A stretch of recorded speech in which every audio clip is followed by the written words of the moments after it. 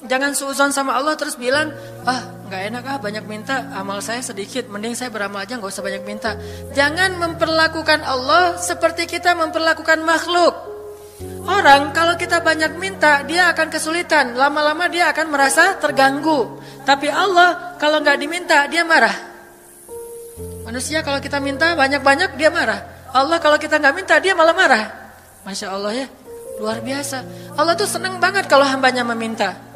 Sehingga di antara hamba yang paling Allah cintai, di antara hamba-hambanya, hamba yang paling banyak menengadahkan wajah dan telapak tangannya. Ilahi, ilahi. Minta sama Allah, Allah tuh suka banget diminta.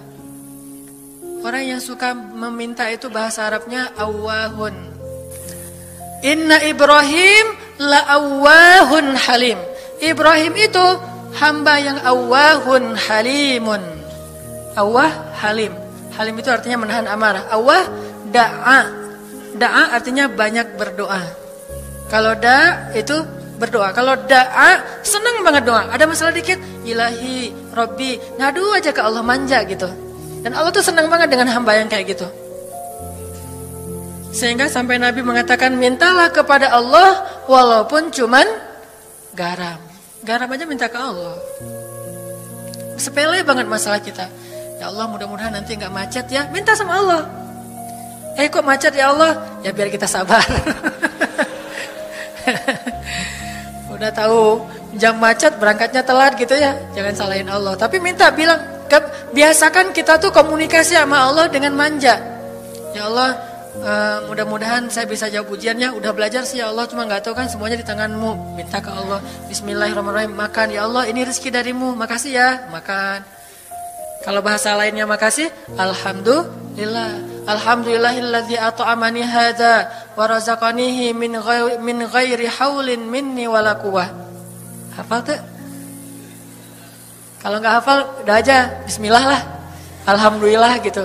Bismillah ya Allah, Masya Allah nih rezeki darimu. Udah selesai makan, udah sendawa gitu. Alhamdulillah, Allah baik banget. Ngomong sama Allah, sering-sering komunikasi sama Allah. Dan Allah itu wa huwa ma'akum aina ma kuntum. Dia bersama kalian dimanapun kalian berada. Bersama ya, bukan ada. Kalau ada itu beda. Allah di mana-mana itu beda.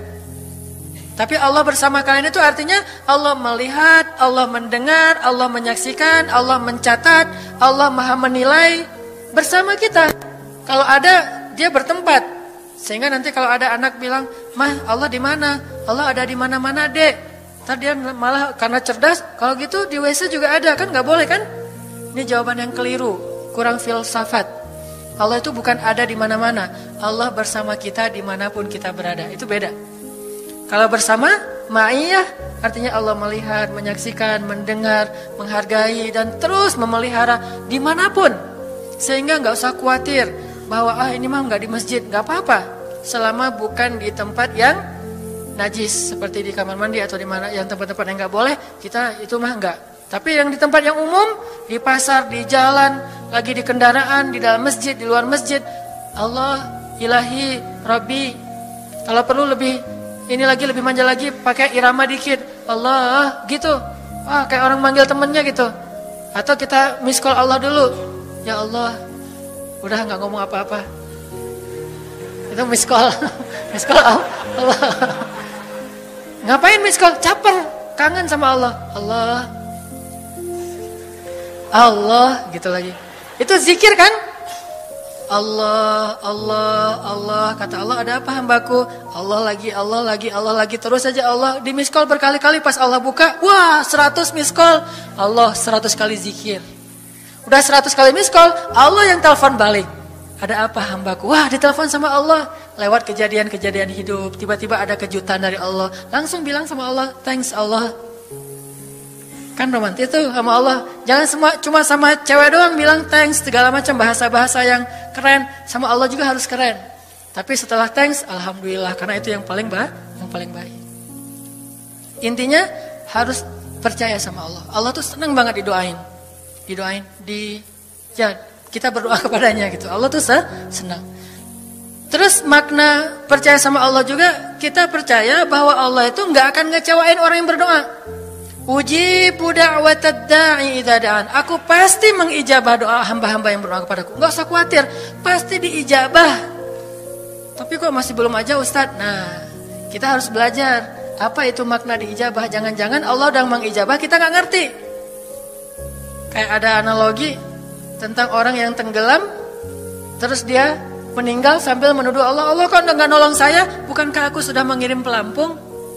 Jadi pelampung itu cara Allah menolong kita. Kita berharap ditolongnya tiba-tiba selamat aja di pantai. Nggak kayak gitu. Allah punya cara, sehingga kita harus belajar memahami maksud Allah. Allah maksudnya apa? Di antara cara Allah mengijabah, kata para ulama, satu, Allah mengijabah persis seperti yang kita minta.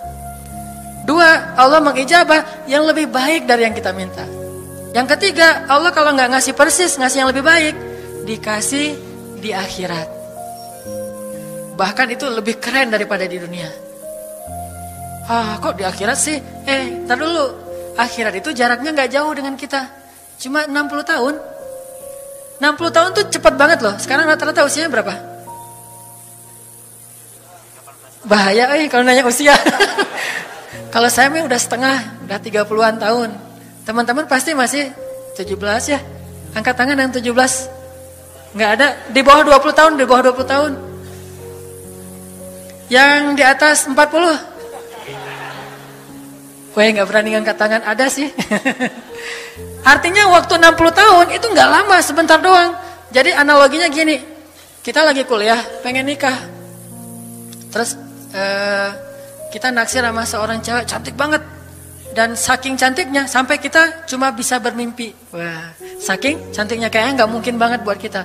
Tiba-tiba ayahnya bilang, "Dek, kamu senang sama anak saya?" "Yang mana, Pak?" Masih nanya yang mana. Takutnya yang tadi kebalik. Ini yang lagi yang lagi kuliah yang namanya si Fulanah misalnya. Sebutlah namanya Nisa apa gitu ya.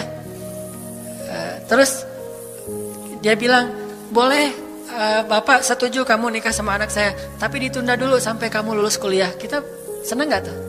Sampai lulus kuliah, gak apa-apa. Masa kita bilang, gak mau Pak kalau lulus kuliah, mending gak usah deh, saya mau yang sekarang. Pasti gak gitu kan? Karena kita tahu ini cantik banget, keren banget, soleha banget, idola banyak cowok-cowok di kampus, dikasih buat kita. Syaratnya cuma satu, tunggu lulus kuliah 4 tahun lagi. Pasti kita akan sabar banget menanti itu. Gak mungkin kita bilang, "Pak, Bapak kalau nawar yang serius dong, 4 tahun mah lama tuh Pak." Yang kedua, tips supaya doa kita powerful. Kalau doa sama Allah itu yang romantis. Bahasa Arabnya munajat, curhat sama Allah. Dan doa itu ibadah, bukan sekedar permintaan, bukan cuma request, tapi ibadah. Jadi kalau orang rajin doa sama Allah itu akrab sama Allah. Dan kalau akrab jadi romantis sama Allah, enak gitu, hubungannya dengan Allah tuh adem banget, nyaman banget. Pas dia berdoa, "Ilahi," gini ngomong kayak Nabi Zakaria yang tadi di surat Maryam pas sholat rakaat kedua. Apa kata Zakaria? Ini bentuk curhatnya Zakaria. Qala rabbi inni wahanal azmu minni washta'ala ar-ra'su shayba wa lam akun bidu'aika rabbi syaqiyya. Nabi Zakaria doa romantis, suaranya pelan. Wadhkur fil Zikru rahmati rabbika abdahu Zakaria idh nada rabbahu nidaan khafiyya. Nidaan khafiyya. Zakaria tuh kalau doa tuh lirih banget suaranya, lembut banget. Jadi duduk sendiri, "Ilahi ya Allah," bersenandung seperti Nabi Daud. Romantis sama Allah, bukan "Ya Allah." Itu mah doa khusus untuk perang, itu mah. Doain Palestina, doain Suriah itu harus tegas. Kayak Nabi kalau berdoa itu dengan menelunjuk. Kadang Nabi mengangkat tangan, kadang Nabi mengangkat kedua tangan sampai tinggi, kadang Nabi nggak mengangkat tangan, kadang Nabi memakai telunjuk. Semuanya itu sunnah. Jangan kita saling debat masalah, "Oh nggak boleh angkat tangan." Kadang Nabi mengangkat tangan, kadang Nabi tidak mengangkat tangan, kadang Nabi malah menunjuk gini. Kalau urusannya bab perang, biasanya gini, "Ya Allah, ya Allah," bukan nyuruh Allah ya. Beda kesannya nelunjuk Arab dengan nelunjuk Indonesia. Kalau Arab, ngapain lo nunjuk-nunjuk gue? Kan gitu ya. Kalau Allah mah Nggak kayak gitu. Allah pakai bahasa Arab, jadi pakai filsafat Arab. Nelunjuk itu maknanya sangat berharap dan tegas gitu. Jadi kita doa pelan. Ya ilahi, inni wahanal azmu minni, washta'ala ar-ra'su shayba, walam akun bidu'aika rabbi syaqiyya. Ya Allah, tulang saya udah lemah, rambut saya sudah beruban semuanya, tidak ada satu helai pun yang hitam. Tapi saya belum pernah berputus asa dari berdoa kepadamu ya Allah. Ini namanya curhat. Wa inni khiftul mawaliya min warai. Ya Allah, saya takut banget kalau saya meninggal tidak ada yang meneruskan dakwah saya, sedangkan Bani Israel itu mudah tergelincir. Fahabli min ladunka waliya. Ya Allah, beri saya seorang anak walaupun istri saya sudah mandul, tapi saya terus berharap kepadamu ya Allah. Ya Allah, please gitu.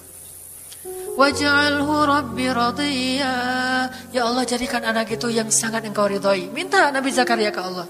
Tiba-tiba dapat kejutan. Ya Zakaria, inna nubashiruka bi ghulam.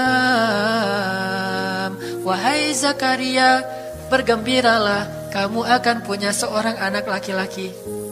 Itu hasil curhat ke Allah. Langsung Allah kasih nama. Ismuhu Yahya, lam naj'al lahu min qablu samiyya. Namanya Yahya, kata Allah. Jangan cari lagi di Google. Udah ada namanya tuh, nggak perlu lagi nyari di googling gitu. Nama yang bagus apa gitu kan ya. Lagi serius-serius. Ismuhu Yahya, itu sebaik-baik nama. Namanya datang dari langit. Ismuhu Yahya, lam naj'al lahu min qablu samiyya. Belum pernah ada anak sesoleh dia di muka bumi. Wah, ini first nih, anak paling soleh. Terus kata Allah, wahananan, anaknya lemah lembut. Wa zakatan, anaknya suci. Wa taqiyya, anaknya bertakwa. Namanya Hanan At-Taqi. Itu mah doa ya, bukan GR. Karena saya juga belum bertakwa. Hanya Allah yang tahu siapa yang paling bertakwa. Terus apalagi sifatnya? Wa barram biwalidayhi, anaknya sangat berbakti kepada orang tua. Allah kasih spesifikasi anak yang Allah pengen ngasih ke Zakaria. Itu luar biasa sifat-sifatnya. Wa barran biwalidayhi, enggak pernah nyakitin orang tua. Walam yakun jabbaran 'asiyya, enggak pernah berlaku kasar, tidak pernah bermaksiat, enggak pernah berdosa tuh Yahya. Wassalam, Allah menjaga dia.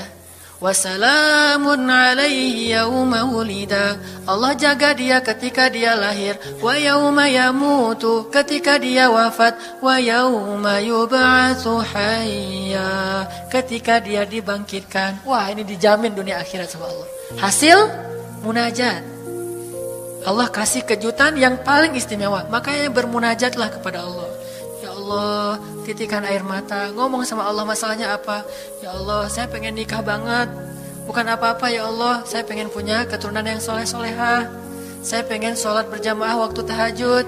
Saya pengen diimami oleh seorang imam yang baik bacaannya, yang soleh. Saya pengen mendidik anak saya berdua dengan pasangan saya. Saya pengen, yang baik-baik sebutin. Pengennya kita, hajar kita itu apa. Cuman ya Allah, saya kurang modal. Ngomong Allah udah gitu. Gak apa-apa pakai gaya-gaya kita sendiri. Gaya Sunda, gaya apa, bebas lah. Ya Allah, kurang modal banget. Gimana nih ya Allah? Tapi kan engkau maha kaya ya Allah. Aku bilang gitu. Dan Allah akan mengatakan, lihat hambaku memujiku. Kan kayak kita bilang, Alhamdulillahi Rabbil Alamin. Allah bilang, hambaku memujiku. Ar-Rahmanir-Rahim, hambaku mengagungkanku. Maliki Yaumiddin, hambaku gimana sih hadisnya tuh? Kan gitu kan ya. Allah merespon setiap ucapan hambanya. Jadi kita bilang, tapi kan engkau maha kaya ya Allah. Oh iya benar. Cuman saya belum juga nemu siapa calonnya ya Allah. Nah, tapi kan engkau maha tahu ya Allah. Oh iya. Nanti Allah tiba-tiba dalam mimpi disebutin gitu. Wah, jelas spesifikasinya, wajahnya kayak gini, senyum-senyum ke kita di dalam mimpi gitu ya. Terus kasih kartu nama. Pas kita bangun ternyata kartu namanya ada di tangan kita. Cie, kayak di film. Bisa gitu. Tiba-tiba ke-save di HP kita ada nama yang saya perasaan gak pernah nge-save nomor ini deh. Malaikat yang nge-save. Itu semuanya mukjizat dari Allah. Gak usah khawatir. Allah punya cara. Tadi mah walaupun herai, tapi sebetulnya pesannya adalah Allah itu punya banyak cara untuk menolong hambanya. Tidak usah kita atur gimana caranya. Bukan kita yang mengatur caranya, kita hanya bermohon kepada Allah. Allah yang punya sekian banyak cara. Allah bisa pakai cara ilmiah, bisa cara yang tidak ilmiah, bisa cara yang berlawanan dengan ilmiah. Ilmiah itu kan ciptaan Allah. Jadi jangan mengukur dengan logika kita.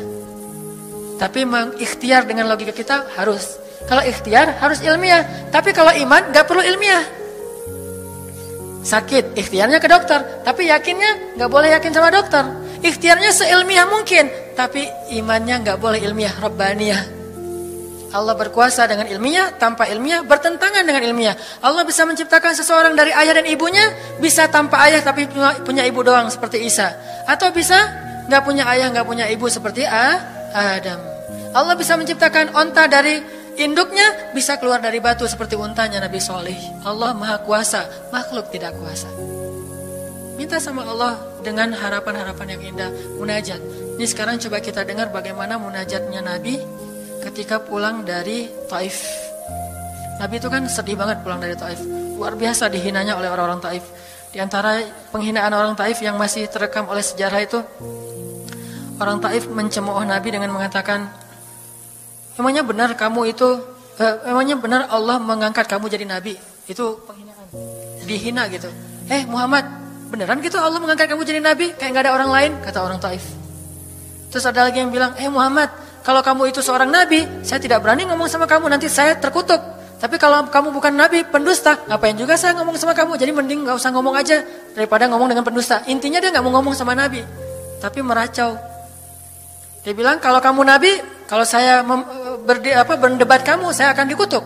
Kalau kamu bukan nabi, berarti kamu pendusta, ngapain juga saya berdebat sama kamu, menghina. Ada yang bilang, hei Muhammad, pergi kamu, jangan dekat-dekat dengan kampung kami. Disuruh anak kecil mengusir Nabi, bayangin. Bagi orang semulia Rasulullah, diusir oleh anak kecil, dikejar-kejar pakai batu kerikil, dilemparin. Itu luar biasa, berat banget perasaan beliau. Sama anak kecil, sama perempuan, sama budak-budak. Yang laki-lakinya tuh hanya bersorak di belakang. Perempuannya, bagi orang Arab, dihina oleh perempuan, itu luar biasa penghinaannya. Makanya di Mesir, pengalaman saya ketika di Mesir, orang Mesir itu paling takut sama cewek. Di pasar kalau ada ibu-ibu yang belanja, Mang, bungkusin yang ini, dibungkusin. Nggak jadi deh, yang itu aja. Ya, bungkus lagi. Kayaknya nggak jadi yang itu aja. Sampai 3 kali si emangnya nggak boleh marah. Kenapa? Cewek. Itu di Mesir tuh. Kalau di kita, wah, udah habis itu. Nggak usah cewek yang sebaya, ibu-ibu aja bisa dihina di kita kan ya, nggak menghormati orang tua. Kalau di Mesir, perempuan apalagi yang udah umur usia orang tua itu sangat dimuliakan. Naik bus gitu, ada ibu-ibu orang Mesir kan gede-gede tuh, naik bus, ya naik bus aja, naik damri gitu susah. Akhirnya barang-barangnya pada diambil sama orang-orang di dalam, dia naik sendiri. Bismillah, masya Allah, gitu-gitu orang Mesir teh kalau naik damri. Pas sudah di atas, semua orang berdiri mempersilahkan dia pilih tempat duduk yang mana. Itu budaya yang mungkin di Singapura juga pas saya ke Singapura kayak gitu. Tapi kok di Indonesia agak-agak jarang nih. Sering ada laki-laki muda duduk di halte atau di mana tempat-tempat umum. Sementara di sebelahnya ada ibu-ibu yang gendong anaknya. Tapi gak ada tempat duduk. Di mana rasa malu dan rasa penghargaan terhadap perempuan. Makanya kalau sampai seorang ribut dengan perempuan di tempat umum, itu di Mesir aib banget. Jadi kalau kita ramai sama seorang cewek atau seorang ibu-ibu di tempat umum, pasti orang-orang Mesir akan marahin kita. Gak marahin dia, walaupun dia yang salah. Ya aib kata orang Mesir. Aib jangan kayak gitu, aib jangan kayak gitu. Tapi kalau kita berantemnya sesama laki-laki, dia akan bilang sallu ala nabi, selawatlah kepada nabi. Kayak gitu cara mendamaikan pertengkaran di Mesir. Dan menurut survei kecil-kecilan saya, orang Mesir itu paling sering bertengkar di bus kalau lagi bulan puasa. Lapar soalnya. Itu sering banget, asal bulan puasa ramai di bus. Wah, orang Mesir kan suaranya kencang ya, kayak singa gitu. Wah, ramai di jam 2 orang. Akhirnya yang lain bilang, sallu ala nabi. Langsung, sallallahu alaihi wasallam. Lagi. Tapi dia sempat salawat dulu. Kalau di kita kan, apaan sih? Nggak ada hubungannya juga, nggak nyambung, keles gitu. Kalau di Mesir mereka paham. Kalau dibilang nabi, langsung mereka menghargai sallallahu alaihi wasallam. Terus marah lagi. Ya Amir, sallu ala Nabi sallallahu alaihi wasallam. Lagi. Kadang-kadang saking marahnya sallu ala Nabinya sambil marah sallallahu alaihi wasallam saya bilang juga. Jadi sampai ada yang bertengkar dua orang disikapin dengan bijak. Orang Mesir kalau marah tuh suka bilang keledai. Ya Ahmar, wahai keledai gitu. Terus yang orang bijak ini kayaknya educated dosen gitu kayaknya dia bilang, "Memangnya ada keledai selain engkau di sini?" Terus dia bilang, "Enggak ada." Ada.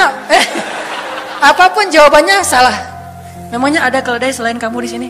Kalau dia bilang enggak ada berarti emang kamu sendiri. Kalau dia bilang ada berarti kamu juga keledai. Cerdas ya, luar biasa nih di Mesir saya dapat banyak luar biasa pengalaman. Intinya apa?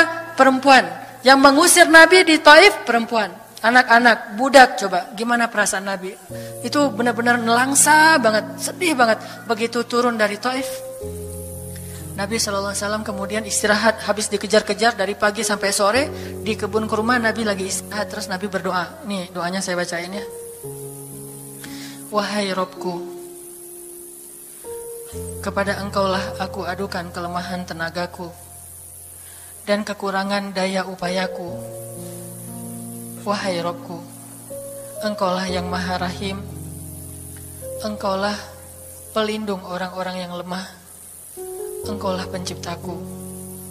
Kepada engkau aku berserah diri ya Allah. Kepada musuh, kepada siapa engkau akan menyerahkanku ya Allah? Kepada musuh yang akan mencelakaiku, atau kepada keluarga yang akan membantu urusanku. Tapi apapun itu, tidak ada keberatan bagiku, asal engkau tidak marah kepadaku. Mau diserahin ke musuh, gak apa-apa ya Allah.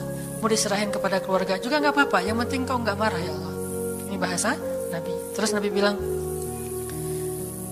sedangkan kasih sayangmu maha luas bagiku, aku berlindung dengan cahaya wajahmu yang mulia, yang menyinari langit dan menerangi segala yang gelap, dan atasnya lah teratur segala urusan dunia dan akhirat. Dari engkau menimpakan atas diriku kemarahanmu, aku berlindung dari kemarahanmu ya Allah, dari juga azab-azabmu. Kepada engkaulah aku adukan perihalku, sehingga engkau ridho, tiada daya dan upaya melainkan dengan kekuasaanmu ya Allah. Tapi ini kalau kita baca dengan versi Arabnya lebih romantis lagi. Versi terjemah memang agak kaku. Kalau kita tahu bahasa Arabnya, ya Allah, tidak masalah aku diperlakukan kayak gini. Tidak masalah aku diusir, aku dihina, aku disakiti, aku dilempari, aku dikejar-kejar. Yang penting engkau tidak marah kepadaku. Coba, gimana Nabi itu cinta sama Allah. Mendengar doa Nabi yang romantis banget sambil menitikan air mata, tubuhnya banyak bekas luka lemparan batu, bajunya itu kotor. Malaikat itu sampai gak tega, sampai Jibril turun. Wahai Muhammad, kata Jibril. Ya Rasulullah, wahai kekasih Allah, kata Jibril. Allah maha mengetahui apa yang telah terjadi pada dirimu terhadap orang-orang ini. Allah telah memerintahkan malaikat gunung untuk mentaati perintahmu ya Rasulullah, kata malaikat. Jadi kayak ada seorang anak yang nangis sedih, tiba-tiba datang ayahnya ngelus-ngelus gitu, menenangkan dia. Ya Rasulullah, Allah udah memerintahkan malaikat gunung kok, jadi menghibur gitu. Jangan sedih ya Rasul, jangan sedih, gak apa-apa. Itu malaikat gunung udah siap tuh, apapun yang kamu perintahkan. Langsung malaikat gunung siap-siap gitu. Terus kata malaikat gunung, ya Rasulullah, wahai kekasih Allah, perintahkan saja kepada kami apapun. Jika engkau mau, kami akan timpakan 2 gunung ini kepada penduduk Taif, sehingga mereka mati terhimpit oleh gunung-gunung yang kami timpakan. Perintahkan ya Rasulullah, perintahkan. Kata Rasulullah, tidak wahai para malaikat. Kalaupun mereka tidak beriman hari ini, aku berharap kepada Allah, anak cucu mereka kelak akan beriman. Nabi gak sakit hati kepada orang Taif. Dan Nabi juga tidak marah kepada Allah ketika beliau diperlakukan oleh hamba-hamba Allah kayak gitu. Tetapi yang penting Allah jangan marah sama saya ya. Kalau bahasa kita mah, ya Allah maaf ya saya jadi kayak gini nih. Tapi Allah gak marah kan? Gitu banget tuh sama Allah coba. Dia udah habis-habisan, kemudian belum berhasil dakwahnya, masih takut sama Allah. Kayak kita ngedakwahin teman kita, terus kita dicela sama teman kita, dimusuhi oleh teman kita gak marah sama dia, gak marah sama Allah. Gak bilang, Allah itu sih susah ya dakwah. Gak ngomong kayak gitu. Ya Allah maaf ya dia belum menerima dakwah saya. Ini pasti karena saya gak benar nih nyampainya. Ya Allah jangan marah ya sama saya, besok saya coba lagi gitu sama Allah. Terus ke orangnya gak marah karena mungkin dia fa'innahum la ya'lamun, mereka tidak mengerti. Besok akan dicoba lagi, didakwahin lagi, diajak lagi, terus aja kayak gitu. Ini munajat Nabi kepada Allah SWT. Sehingga gara-gara munajat itu malaikat turun. Sama kayak munajat curhatnya Nabi Yunus. La ilaha illa anta subhanaka inni kuntu minadh zalimin. Subhanallah. Nabi Yunus tuh bermunajat di dalam perut ikan, lirih banget, suaranya tuh pelan banget. Tapi suara yang pelan itu menggetarkan arasy Allah Subhanahu wa taala. Kita udah teriak-teriak pakai mic, nggak ada yang bergetar. Nabi Yunus kalimatnya sederhana, tetapi dari hati banget, benar-benar curhat. Ya Allah, tidak ada ilah selain Engkau. Aku ini udah zalim terhadap diriku sendiri. Ya Allah, maafin saya, maafin saya. Subhanallah, subhanallah. Engkau maha suci, saya ini kotor. Engkau maha suci, saya ini kotor. Terus saja sampai suara Nabi Yunus di dalam perut ikan, di dalam laut yang dalam itu menggetarkan arasy Allah di langit ketujuh.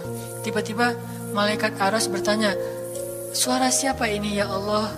Begitu indah, begitu lembut, meminta ampun kepadamu ya Allah. Kata Allah, itu suara hambaku Yunus.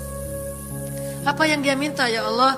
Dia minta ampun kepadaku. Ya Allah, please ampunin dia ya Allah, please. Kata malaikat-malaikatnya. Semua malaikat meminta ampun untuk Yunus alaihissalam. Sehingga kemudian Allah mengatakan, ya sudah aku ampuni dia. Tiba-tiba Nabi Yunus diselamatkan. Curhat sama Allah. Kalau ada masalah, bilang ke Allah. Apapun, ya Allah. Duduk sambil bersandar di pohon. Ya Allah, coba buka surat Al-Qasas. Gimana Nabi Musa itu suka curhat kepada Allah. Surat Al-Qasas, surat 28 ya. Ayat nih ya. Ayat 16 coba. Ketika Nabi Musa nggak sengaja bunuh orang Kipti, Egyptian. Rabbi, ini zalamtu nafsi, faghfirli ya Rabbi. Ya Rabbi, saya tuh udah zalim, maafin saya ya Allah, ampuni saya. Ada masalah dikit, ngomong ke Allah. Habis ada kesalahan, ngomong ke Allah. Terus dia bilang lagi, Rabbi ayat 17, bima an'amta alayya falan akuna zahiran lil mujrimin. Ya Allah, janganlah engkau jadikan aku termasuk orang-orang yang berdurhaka atau berbuat dosa. Udah. Terus ada masalah lagi. Nabi Musa diusir dari Mesir, dikejar-kejar sama tentara Firaun di ayat 21. Apa kata Musa? Rabbi, najjini minal qaumiz zalimin. Ya Rabbi, selamatkan saya dari orang-orang yang zalim. Ngomong lagi ke Allah. Udah, Nabi Musa pergi sekarang. Kemana perginya? Dari Mesir ke Yordania, Madian kalau bahasa dulu. Pergi tuh. Begitu pergi ke Madian, bilang lagi ke ayat 22. Asa Rabbi ayyahdiyani sawa asabil. Mudah-mudahan Allah kasih saya jalan ya. Ya Allah, tunjukin dong saya jalan harus kemana nih. Saya nggak tahu harus kemana larinya. Allah tunjukin. Jalan sampai ke Madian. Begitu udah selesai adegan menolong dua orang perempuan yang sedang memberi minuman ternak, Nabi Musa capek kan? Udah seharian jalan, kemudian kurang makanan, sendiri, nggak jelas negeri yang beliau tuju. Akhirnya beliau bersandar di sebuah pohon di ayat 24. Terus beliau mengatakan, Rabbi, inni lima anzalta ilayya min khairin faqir. Ya Allah, saya butuh banget kebaikan darimu ya Allah. Saya sekarang lapar, saya haus, saya nggak punya tempat tinggal. Saya sangat butuh kepada kebaikan darimu. Bilang ke Allah. Tiba-tiba habis doa kayak gitu, datanglah cewek itu dengan malu-malu kan. Ayat berikutnya, ternyata cewek itu adalah bakal jadi istri Musa. Jadi kalau ada apa-apa bilang ke Allah. Gak sengaja ngelihat Instagram, oh ada yang cantik, Rabbi, yang ini nih, yang saya gak sengaja gitu. Tapi jangan dikepoin ya, dan jangan terlalu lama ngelihatnya, sekilas saja. Atau minimal kalau nggak yang ini, yang kayak gini, ya Allah, ya Allah, gitu. Ngomong nanti ketika selesai sholat. Makanya banyak-banyak doa sama Allah. Dan yang romantis, yang lembut, banyak-banyak berzikir. Jadi sebelum doa itu tasbih dulu. Tasbihnya dengan bahasa yang kita nyaman. Subhanallah, subhanallah boleh. Atau dinyanyikan juga nggak masalah dengan suara yang baik. Bukankah Nabi menyuruh kita menghiasi Al-Quran itu dengan suara kita? Dan diantara isi Al-Quran adalah zikir. Kita bisa bilang Subhanallah, Subhanallah, Subhanallah. Coba kayak gitu malam hari sendiri. Pasti orang yang lewat dekat rumah kita bakalan lari gitu ya, dikirain ada soal.